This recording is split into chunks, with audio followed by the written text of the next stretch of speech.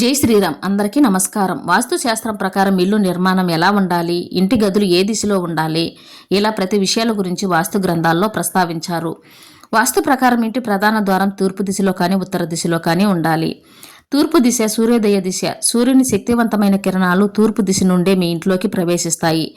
మీ ఇంటి ప్రధాన ద్వారం ఈ దిశలో ఉంటే చాలా మంచిది. ఉత్తర దిశలోనే మీ ఇంటికి కిటికీలు, తలుపులు ఉండాలి. ఇంటి బాల్కనీ, వాష్ బేసిన్ కూడా ఉత్తర దిశలో ఉండాలి. ప్రధాన ద్వారం ఉత్తర దిశలో ఉంటే మీరు ఖచ్చితంగా మీ జీవితంలో ధనవంతులవుతారు. ఇక అదృష్టం కలిసి రావాలంటే ఈశాన్య భాగంలో బరువులు పెట్టకూడదు. ఈశాన్యంలో బరువు పెడితే మన జీవితమే భారంగా మారిపోతుంది. మీ ఇల్లు చిన్నదైనా సరే ఇంటికి ముందు తులసి మొక్క, దానిమ్మ, జామ, ఉసిరి వంటి చెట్లు ఏదో ఒక మొక్కను మీ ఇంటి ముందు పెంచుకోండి. ఈ మొక్కలు ఇంటి ముందు ఉంటే చాలా మంచిది. ఎట్టి పరిస్థితుల్లోనూ మీ ఇంట్లో ముళ్ళ చెట్లను పెంచుకోకూడదు. ముళ్ళ చెట్లు ఇంట్లో ఉంటే మీ ఇంట్లో ఉన్న కుటుంబ సభ్యులు అడుగడుగున ఆర్థిక ఇబ్బందులు ఎదుర్కొంటూనే ఉంటారు. జ్యోతిష శాస్త్రం ప్రకారం ఇంట్లో గోరింటాకు చెట్టును పెంచకూడదు. వాస్తు ప్రకారం మీ ఇంట్లో పనిచేయని గడియారం ఉండకూడదు. దీనివల్ల మీ ఇంట్లోకి నెగిటివ్ ఎనర్జీ వస్తుంది.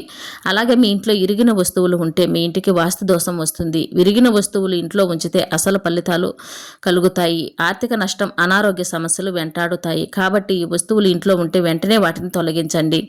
చదువుకునే పిల్లల గదిలో సరస్వతీదేవి ఫోటో పెట్టుకోవడం చాలా మంచిది. ఆర్థిక ఇబ్బందుల నుండి బయటపడటం కోసం ఇంటికి తెచ్చుకోవాల్సిన ముఖ్యమైన వస్తువులలో నెమలి ఈకలు ఒకటి. మీ ఇంట్లో పూజ గదిలో నెమలి ఈకలు పెట్టుకుంటే మీ ఇంట్లో లక్ష్మీదేవి నివసిస్తుంది. అలాగే పసుపు కలిపిన అక్షింతలు పూజ గదిలో ఉంచితే లక్ష్మీదేవి అనుగ్రహం ఉంటుంది. పూజ గదిలో అక్షింతలు ఉంచడం వల్ల మీ ఇంట్లో సిరి సంపదలకు లోటు ఉండదు. పూజ గదిలో గోమాత ఫోటో ఉంటే సకల దేవతలు మీ ఇంట్లో ఉన్నట్టే. గోమాత అనుగ్రహం వల్ల మీ ఇంట్లో ఐశ్వర్యం తాండవిస్తుంది. వంటగదిలో పూజ గది ఉండకూడదు. వంటగదిలో పూజలు చేయడం మంచిది కాదని వాస్తు నిపుణులు చెబుతున్నారు. రోజు స్నానం చేసిన తర్వాత మీ ఇంటి ఈశాన్య మూలలో పసుపు నీళ్లను చల్లండి. ఇలా చేయడం వల్ల మీ ఇంట్లో ఉన్న నెగిటివ్ ఎనర్జీ తొలగిపోయి అష్టైశ్వర్యాలు సిద్ధిస్తాయి.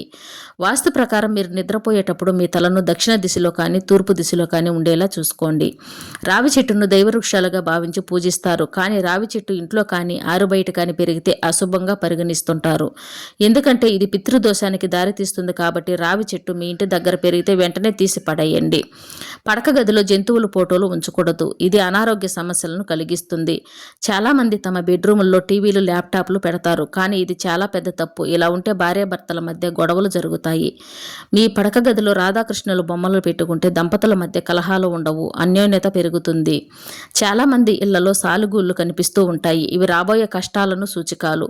కాబట్టి మీ ఇంట్లో సాలుగూళ్ళు కనిపిస్తే వెంటనే వాటిని తొలగించాలని వాస్తుశాస్త్రం చెబుతోంది. మీ ఇంటి మెయిన్ డోర్ దగ్గర ముందు సూర్య భగవానుడు పటం ఉంచడం వల్ల మీకు ఉన్న గ్రహ దోషాలు తొలగిపోయి మీ చేతిలో డబ్బు నిలుస్తుంది. శనివారం రోజు మాత్రమే బూజు దులపడం, ఇల్లు శుభ్రం చేయడం వంటి పనులు చేయాలి. లక్ష్మీదేవిని ప్రసన్నం చేసుకోవాలంటే మీ ఇంటి ప్రధాన తలుపుల మీద పసుపు కుంకుమలతో స్వస్తిక్ గుర్తును వేయండి. ఇంటి ప్రధాన ద్వారం మీద స్వస్తిక్ గుర్తు ఉండటం వల్ల మీ ఇంట్లోకి లక్ష్మీదేవి ఆహ్వానించినట్టే.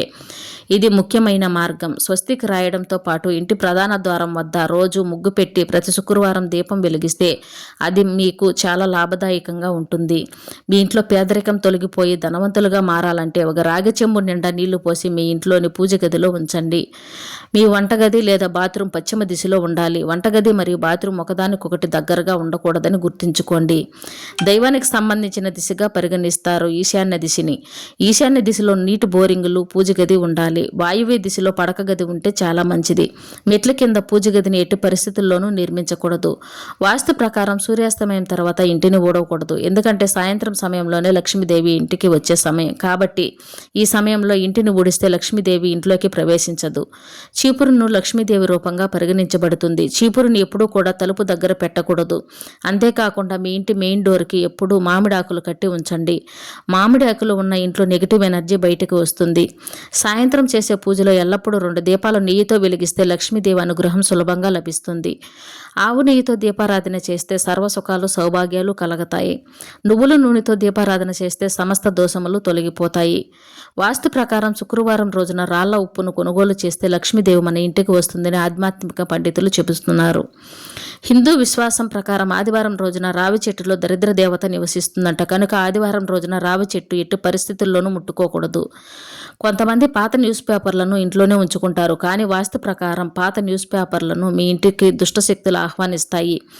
ఎందుకంటే దుమ్ము ధూళి వాటిపై పేరుకుపోతాయి. ఇది మీ కుటుంబంలో ప్రతికూల భావోద్వేదాలను, అసమానతను సృష్టిస్తుంది. అందువల్ల పాత న్యూస్ పేపర్లను ఇంట్లో ఉంటే వెంటనే వాటిని పారేయాలి. మీ పర్సులో ఎప్పుడూ డబ్బులు ఖర్చయిపోతూ ఉంటే ఎరుపు రంగు ఉండే పర్సును వాడితే మీ ఖర్చులు తగ్గుతాయి. వాస్తు ప్రకారం మనీ ప్లాంట్ ఇంట్లో పెంచడం వల్ల అనేక ప్రయోజనాలు పొందవచ్చు. మనీ ప్లాంట్ ఉన్న ఇంట్లో ముక్కోటి దేవతల ఆశీర్వాదం ఉంటుంది. ఆదివారం రోజు సెలవు కావడంతో అన్ని రోజుల కంటే ఆదివారం రోజున మద్యం మాంసాహారం ఎక్కువగా తీసుకుంటారు. కానీ ఆదివారం రోజున మాంసాహారం తీసుకోకుండా ఉంటేనే మంచిది. కొద్ది రోజుల పాటు ఇలా పాటించి చూడండి, మీ జీవితంలో ఖచ్చితంగా మంచి జరుగుతుంది. ఇంటి ముందు గుమ్మడికాయ కట్టడం వల్ల ఇంట్లోకి వచ్చి నెగిటివ్ ఎనర్జీ రాకుండా గుమ్మడికాయ అడ్డుపడుతుంది. మన ఇంటి మీద ఎటువంటి చెడు ప్రభావం ఉన్నా గుమ్మడికాయ లాక్కుంటుంది. దానికి ఆ శక్తి ఉంటుంది. కాబట్టి ఇంటి ముందు గుమ్మడికాయను కట్టుకోకపోతే నేరుగా నెగిటివ్ ఎనర్జీ మీ ఇంట్లోకి వచ్చి దిష్ట వేసుకొని కూర్చుంటుంది. ఇలా వాస్తు ప్రకారం ఈ నియమాలు పాటించండి.